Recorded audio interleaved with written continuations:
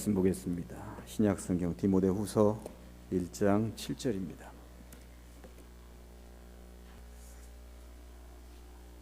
다 같이 한 목소리로 읽으시겠습니다. 시작.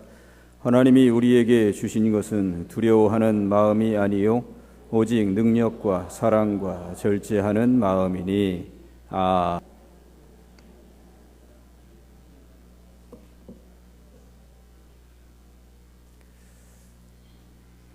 시간이 많이 갔습니다만 그래도 하나님의 말씀을 제가 좀 빠르게 그리고 좀 줄여서 전하도록 하겠습니다. 아이들은 시험을 두려워하고 여성분들은 밤길을 또 두려워합니다. 그런데 아이들이나 여성분들만 두려움이 있는 것은 아닙니다. 남자들도 세상 살다 보면 몰려오는 그런 두려움이 있다고 하는 것을 여러분들 인정하실 것입니다. 밤잠을 설치게 하고 여러 가지 모양으로 힘들게 어렵게 하면서 입맛을 잃어버리게 하는 두려움들이 있는 것입니다. 그런데 그 두려움의 기원은 도대체 어디에 있을까? 그 두려움의 기원이 어디에 있는지, 어디서부터 어떻게 해결할 수 있을 것인지 그것을 찾아내면 우리들은 쉽게 해결할 수 있지 않을까 하는 생각을 해봅니다. 두려움이라고 하는 단어가 성경에 가장 먼저 등장한 것은 창세기입니다. 아담과 하와 이야기에서 가장 먼저 발견하게 됩니다.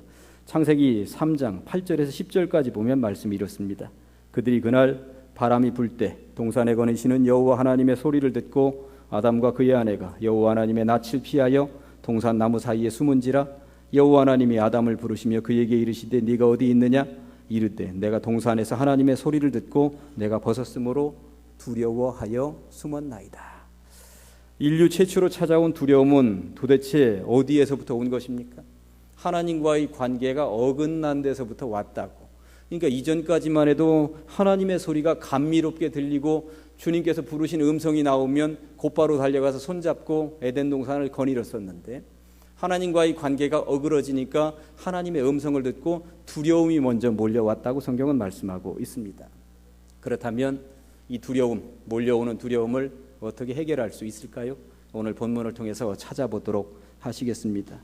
우리에게 두려움을 이길 수 있는 세 가지 선물을 주셨다고 하는 것인데, 첫째는 능력, 두 번째는 사랑, 세 번째는 절제라고 말씀하고 있습니다. 이 세 가지 중에 첫 번째 능력에 대해서만 살펴보도록 하시겠습니다. 세 가지 꼭지로 살펴볼 텐데, 첫째는 두려움으로 몰아가는 환경, 보호자가 계십니다. 구약 성경에서 적절한 예를 한번 찾아보도록 하겠습니다. 이스라엘 백성들이 애굽에서 탈출을 해 나왔습니다. 홍해를 건넜고요. 돌무더기 모래바람뿐인 광야 가데스바네아에 텐트를 치게 되었습니다. 이제는 광야에서 살다가 요단강을 건너가면 젖과 꿀이 흐르는 가나안 땅이 있다고 하는 사실을 이들은 알고 있습니다. 이스라엘은 12지파로 이렇게 되어져 있으니까 한 지파에 한 명씩 정탐꾼을 뽑게 되었습니다. 그리고 나가서 그 땅에 가서 정탐하고 와라. 도대체 정탐꾼들은 무엇을 보고 와야 하는 것입니까? 그 땅은 정말 젖과 꿀이 흐르는 땅인지, 어떤 식물들이 자라고 있는지, 먹을 것은 풍부한지, 지형은 어떤지, 거주민들의 수와 군사력은 어떤지를 살펴보고 와야 하는 것입니다. 그들은 40일 동안 그 땅을 정탐했고요. 그리고 12명이 돌아왔습니다. 와서 보고하는데 여러분들 잘 아시는 것처럼 그 보고의 내용이 극명하게 두 갈래로 갈라졌습니다.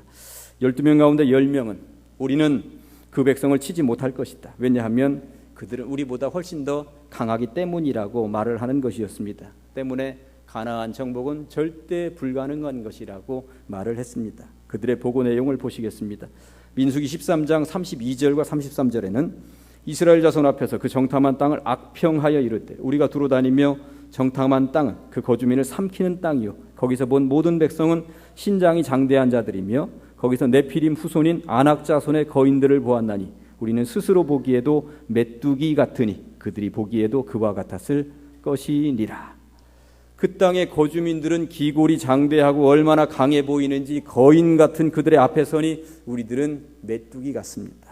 그만큼 자신들은 그들에 비해 약해 보이고 정말로 부족해 보이더라라고 하는 이야기였습니다. 사실 10명의 정탐꾼들이 거짓 보고를 했던 것은 아닙니다. 그들은 크고 강합니다. 단순 비교하더라도 우리보다 굉장히 강해 보입니다.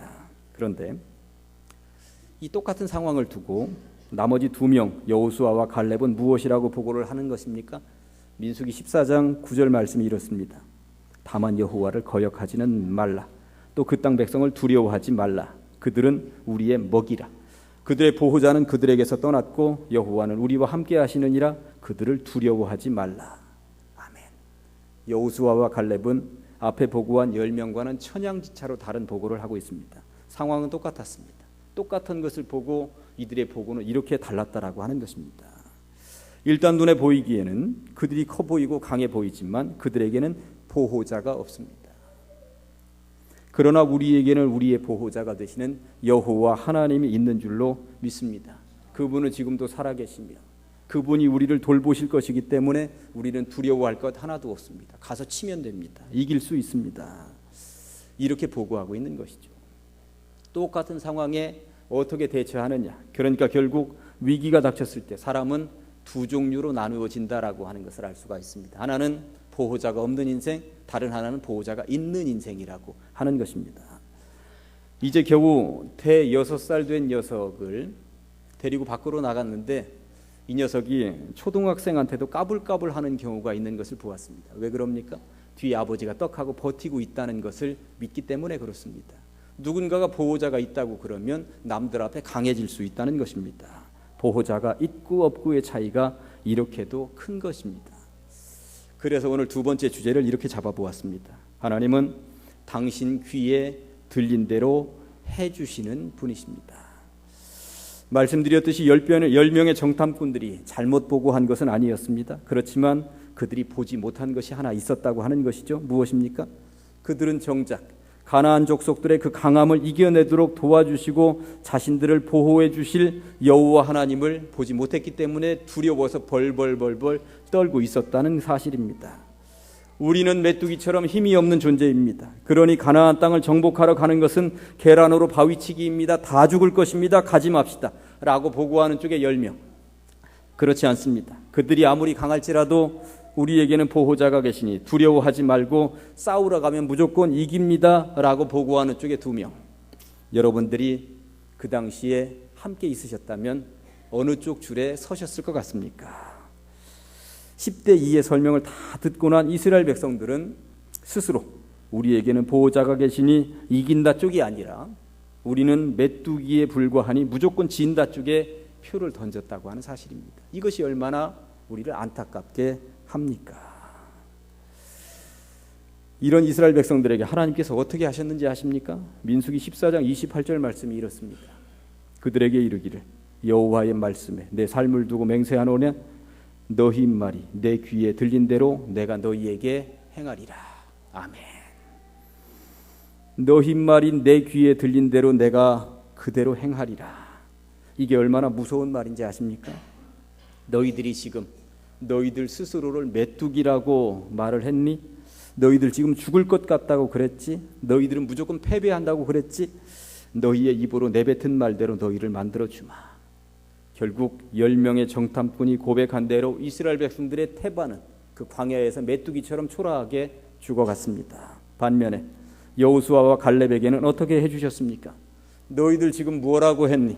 보호자가 있다고? 보호자가 있으니 승리할 수 있다고 분명히 그렇게 말을 한 것이지 너희가 너희의 입으로 내뱉은 죄로 내가 너희들을 승리자로 만들어 주마. 결국 여호수아와 갈렙은 승리자가 되었고 메뚜기처럼 그 광야에서 죽어 나자빠지지 않았습니다. 여호수아와 갈렙은 그들이 말한 대로 하나님께서 이루어 주셨고 그들은 젖과 꿀이 흐르는 가나안 땅에 당당하게 정착한 줄로 믿습니다. 보호자 덕을 크게 본 것입니다. 보호자이신 하나님의 덕을 크게 보시기를 주님의 이름으로 간절히 축원합니다. 살면서 왜 두려워하십니까? 우리를 두렵게 하는 그 무엇인가 문제거리가 우리의 보호자 되시는 이 하나님의 넓이보다 더 커 보이기 때문에 그렇다고 하는 것입니다. 하나님은 무한대로 우리의 모든 문제를 해결해 주실 수 있는 분인데 문제가 하나님보다 더 크게 보이면 두려운 것이죠. 그렇다면 이제 어떻게 살아야 할까요? 세 번째, 능력을 믿고 선포하며 살아야 할 줄로 믿습니다. 시편 57편 7절과 8절 말씀은 이렇습니다. 하나님이여 내 마음이 확정되었고 내 마음이 확정되었사오니 내가 노래하고 내가 찬송하리이다. 내 영광아 깰지어다. 비파야 수금마 깰지어다. 내가 새벽을 깨우리로다. 아멘. 얼마나 아름다운 노래입니까? 금방이라도 새벽을 깨우러 벌떡벌떡 일어나서 나갈 수 있을 것 같습니다. 그런데 이 시를 다윗이 언제 썼느냐 하는 것이 중요한 것입니다. 이 시는 사울 왕이 다윗을 죽이겠다고 사울의 칼이 이 목에까지 치고 들어왔을 때 다윗이 썼다고 하는 사실입니다. 사울 왕은 이 다윗이 얼마나 두려우면 부하들만 보내서 다윗을 죽이라고 한 것이 아니라 다윗이 도망갔다고 하는 그 허허벌판 황무지 광야까지 친히 칼을 들고 쫓아간 사람입니다. 그러면서 더 이상 어디 피할 데가 없으니까 다윗은 굴 깊이에 숨어 들어가 있는데 그 굴 입구로 사울 왕이 치고 들어오거나 하면 뭐 어디 빠져나갈 데도 없이 죽어야만 하는 그러한 절체절명의 순간이었습니다. 그때 쓴 시가 바로 이 시입니다.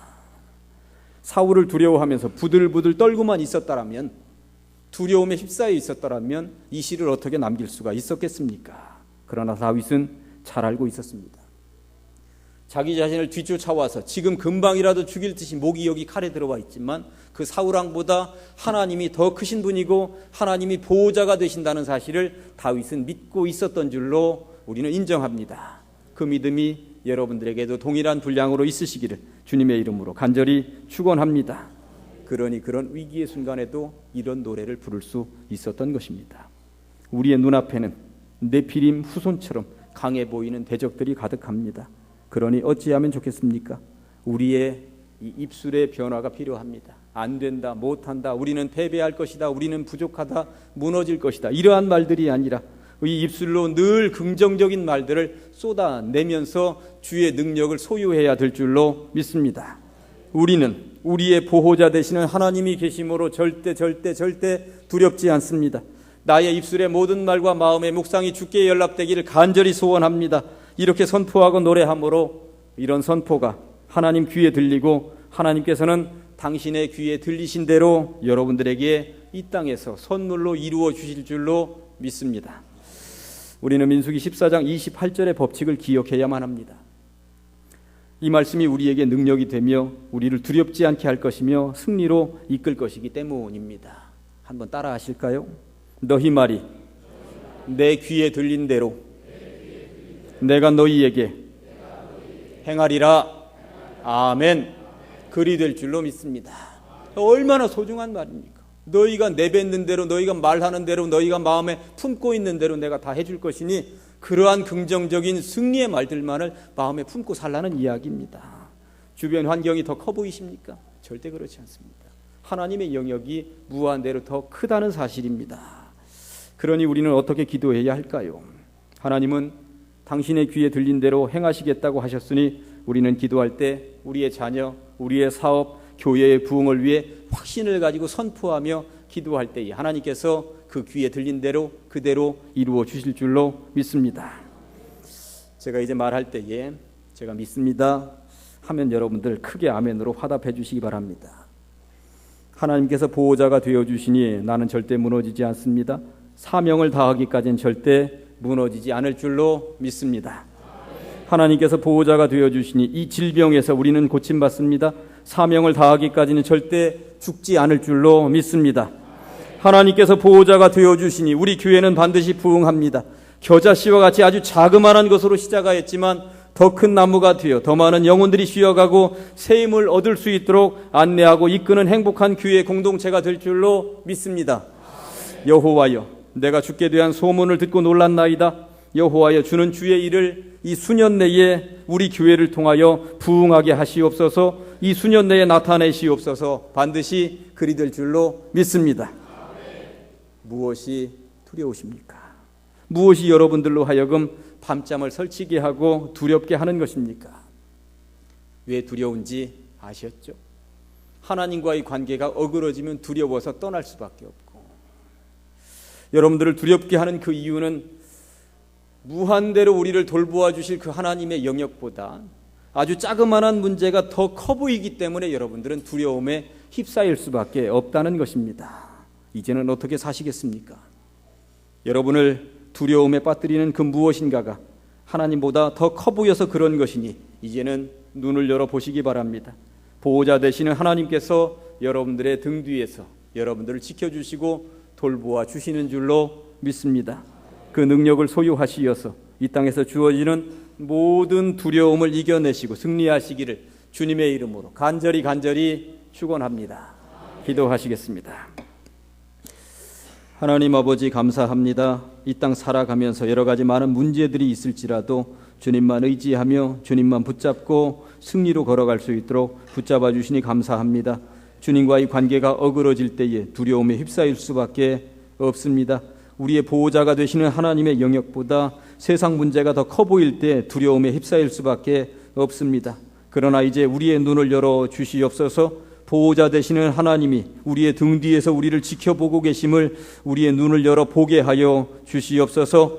깨진 하나님과의 관계가 이러한 성찬 예식을 통하여 예수 그리스도를 통하여 이제는 다시금 하나가 될 수 있도록 하여 주시옵시고 주님의 마음을 품고 살아갈 수 있는 주의 백성들 다 되게 하여 주시옵소서. 주님께서 주시는 능력을 소유하여서 세상을 이겨내는 주의 백성들 되기를 소원하오며 예수님의 이름으로 기도합니다. 아멘.